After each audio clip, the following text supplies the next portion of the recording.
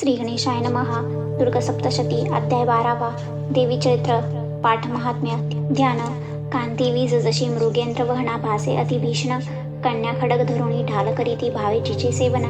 हाती चक्र गदा धनुशर असी पाशादी की तर्जनी. दुर्गा अग्निमयात्मिका शशीधरा नेत्रत्रयाध्यात्मी. ओम देवी वाच.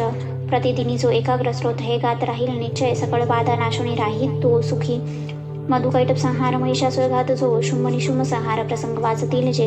अष्टमी चतुर्दशीशी नवमीशी मनातुनी भक्तीने ऐकती माझे महात्म्य अतिउत्तम. तयाशी पापस्पर्श ना आपत्ती राहीना कुणी. दारिद्र्य पीडिना त्यांना न होती दूर. प्रेमळ शत्रूचे न भय राहे भयन. राजा न डाकूचे असराग्नी जलराशीचे भय किंचित राहीना. म्हणून महात्म्य माझे वाचावे चित्त देऊनी.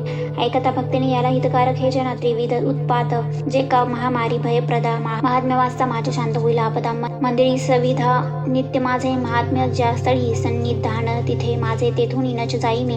बलिदान पूजा होम महोत्सव प्रसंगी हे महात्म्य पाठ जे.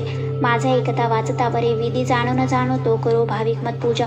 बलिपूजा होम आदी सहर्ष सेवने मला. शरत्काली महापूजा वार्षिकी करता जे तेव्हा महात्म्य हे माझे. भक्तिपूर्वक ऐकती नाशती आपदा. साऱ्या धनधान्य मिळेत सूत. संदेह काही ना यात प्रत्यक्ष फळ हे असे.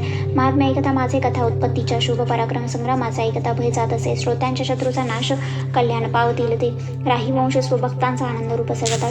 शांती कर्मात सर्वत्र तसे दुःस्वप्न दर्शनी. ग्रहाने ग्रासता कोणा महात्म्य ऐकणे बरे. भयंकर ग्रह पीडा सर्व विघ्नास शांतता. दुःस्वप्न तेही सुस्वप्न होत असे पाठ हा असा. बालग्रहाने आक्रांत बालकाळ शांती कारणे. पडता फूट मित्रांशी मित्रता जुळविल हे. दुराचारी याचा नाश करी महात्म्य श्रेष्ठ हे. राक्षस भूत पिशाच पाठ मात्रेन नाशती. माझी सर्व ही महिमा माझे सामिप्य देतसे. पशुपुष्पा घ्य धूपादी गंधदीपादी उत्तम. विप्रांना भोजन होम अभिषेक प्रतिदिनी. अन्य भोग समर्पणी वर्षाराधन दानत. प्रीतीने करता पुण्य माझी संतुष्टता मिळे. महात्म्य ऐकता तेची पुण्य आरोग्य देतसे. अवतार कथा माझी सर्व भूतात रक्षित. युद्ध चरित्र जे माझे नाशवी दैत्य दुर्जना. मनुष्य भयवैर्यांचे महात्म्य ऐकता नसे. तुम्ही स्तोत्र जे केले ब्रह्मर्षीकृत त्यापरी तसे ब्रह्माकृत स्तोत्र सर्व सदहितकारक. अरण्य प्रांती एकांती वनवा लागता. वना निर्जनी डाकू शत्रूच्या हाती सापडता. वना सिंह व्याघ्र गज राणी येता पाठी भयप्रद. राजा क्रुद्ध वधाधाडी अथवा बंद घालित.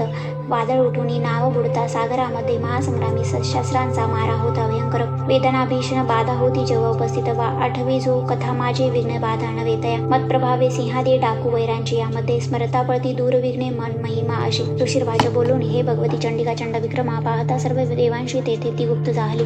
देवता स्वाधिकाराशी निर्भय भोगू लागला. यज्ञ भागसुरा सर्व प्राप्त होण्यास लागला. शुंभ निशुंभ देवीने मारले दैत्य भीषण. जगदिध्वंसी ते वददा उग्र अतुल विक्रमी. राहिले दैत्य गेले पाताळभूमीचे वरी.